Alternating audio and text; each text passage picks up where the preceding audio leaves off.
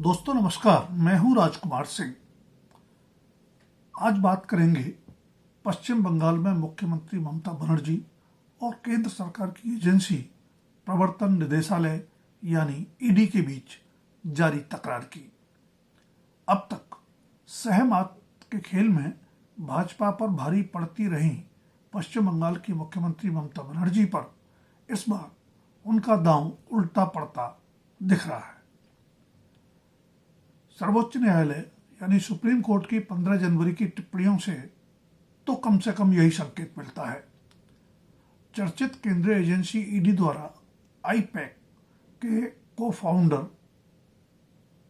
और डायरेक्टर प्रतीक जैन के घर और दफ्तर पर 8 जनवरी को मारे गए छापे और उसी दौरान वहां पहुंचकर कुछ दस्तावेज ले गई ममता बनर्जी के बीच विवाद की सुनवाई करते हुए सुप्रीम कोर्ट ने न सिर्फ ईडी के अधिकारियों के विरुद्ध दर्ज एफआईआर पर अगली सुनवाई तक रोक लगा दी, बल्कि इसकी समीक्षा करने पर भी सहमति जताई कि क्या राज्य सरकार की कानून प्रवर्तन एजेंसियां किसी गंभीर अपराध के मामले में केंद्रीय एजेंसी की जांच में हस्तक्षेप कर सकती हैं। इसी मामले में 9 जनवरी को कलकत्ता हाई कोर्ट में सुनवाई स्थगन के लिए जिम्मेदार स्थितियों पर भी सुप्रीम कोर्ट ने सख्त टिप्पणी की। सुप्रीम कोर्ट ने टिप्पणी की जैसे यह जंतर मंतर हो। आपको याद होगा कि उस दिन अदालत में उपस्थित भीड़ और अव्यवस्था के चलते हाई कोर्ट ने अपनी सुनवाई स्थगित कर दी थी। ममता बनर्जी की ओर से सुप्रीम कोर्ट में पेश वरिष्ठ वकील कपिल सिब्बल ने सफाई दी कि छापा मारे गए स्थलों पर ममता बनर्जी तृणमूल कांग्रेस की अध्यक्ष की हैसियत से गई थी, जिसकी आईपैक राजनीतिक सलाहकार है। बेशक सुप्रीम कोर्ट द्वारा जारी नोटिस के जवाब में पश्चिम बंगाल सरकार अपनी बात और विस्तार से रखेगी, लेकिन इस लंबी चल सकने वाली कानूनी लड़ाई से बनने वाली जन धारणा फिलहाल ममता बनर्जी के अनुकूल नहीं लगती, जो अप्रैल मई में संभावित विधानसभा चुनाव में लगातार चौथी बार मुख्यमंत्री बनने का जनादेश पाना चाहती हैं। केंद्र में सत्तारूढ़ बीजेपी और पश्चिम बंगाल की मुख्यमंत्री ममता बनर्जी के बीच राजनीतिक कटुता लंबे समय से चरम पर है। शाब्दिक तल्खी के अलावा सड़क पर संघर्ष भी देखा जाता रहा है। आईपैक प्रशांत किशोर द्वारा स्थापित राजनीतिक सलाहकार company Indian political action committee का संक्षिप्त नाम है, जो राजनीतिक दलों के लिए चुनाव रणनीति तैयार करने के लिए जानी जाती है। जन स्वराज पार्टी बनाकर बिहार विधानसभा चुनाव लड़े प्रशांत किशोर के बाद प्रतीक जैन इसके प्रमुख हैं। 2014 में नरेंद्र मोदी से लेकर अब तक आईपैक कई राजनीतिक दलों और नेताओं के लिए चुनाव रणनीति तैयार करती रही है। उनमें से कुछ चुनावी रणनीतियां जबरदस्त सफल रही तो कुछ नाकाम भी। आईपैक अब तृणमूल कांग्रेस के लिए चुनाव रणनीति तैयार कर रही है। ममता बनर्जी का आरोप है कि उनकी चुनावी रणनीति और तैयारियों पर डाका डालने के लिए केंद्र में सत्तारूढ़ बीजेपी ने ईडी का छापा डलवाया।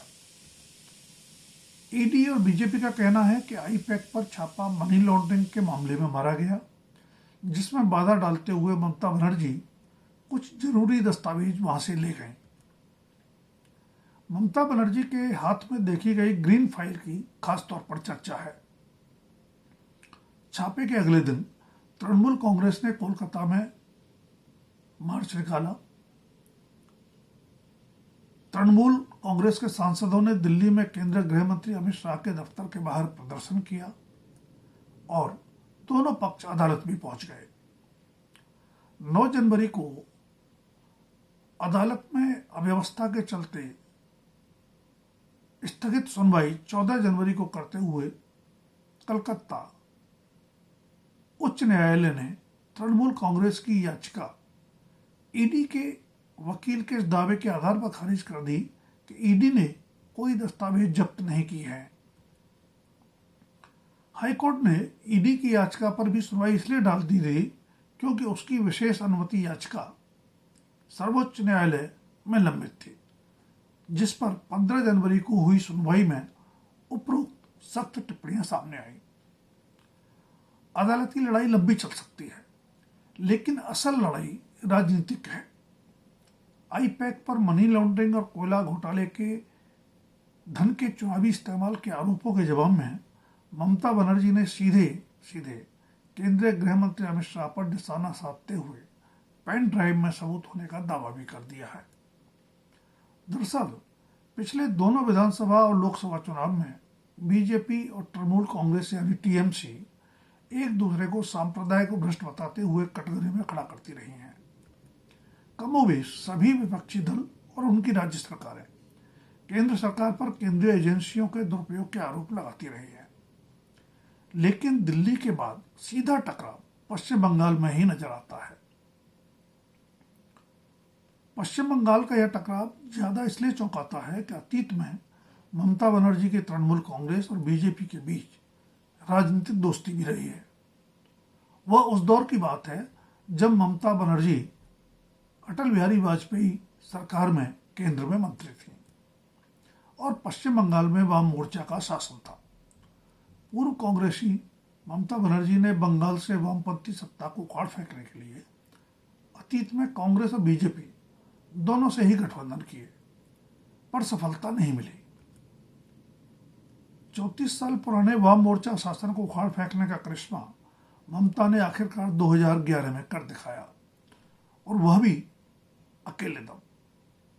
उसके बाद से ही एकला चलो की राह पर चलते हुए ममता बनर्जी आत्मविश्वासी से आक्रामक और उनमें राष्ट्रीय राजनीतिक महत्वाकांक्षाएं बलवती होती गई हैं।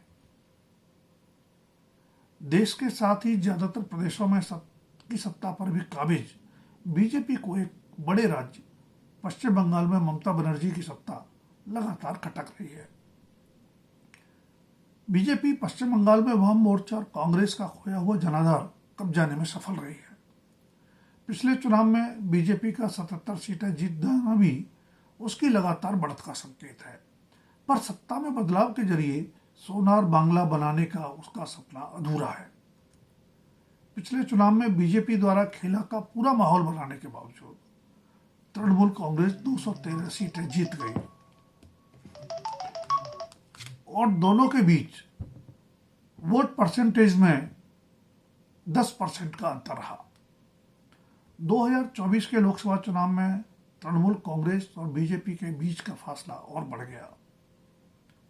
2024 के लोकसभा चुनाव में 330 से 240 सीटों पर सिमट जाने के बाद भी हरियाणा, महाराष्ट्र, बिहार में एक तरफा जीत हासिल करने वाली बीजेपी को लगता है कि पश्चिम बंगाल अब भी नहीं तो कब। बिहार विधानसभा चुनाव जीतने के बाद बीजेपी ने कहा था कि गंगा बिहार से बंगाल जाती है, पर बीजेपी की चुनावी गंगा इस बार भी बंगाल जा पाएगी या नहीं, इसका अंतिम उत्तर पश्चिम बंगाल के मतदाता ही देंगे। दोस्तों, अगर वीडियो पसंद आए तो लाइक, शेयर और सब्सक्राइब अवश्य करें। अपनी राय भी कमेंट बॉक्स में दें। धन्यवाद। अभी के लिए इतना ही। जल्द फिर मिलेंगे किसी नए विषय के साथ।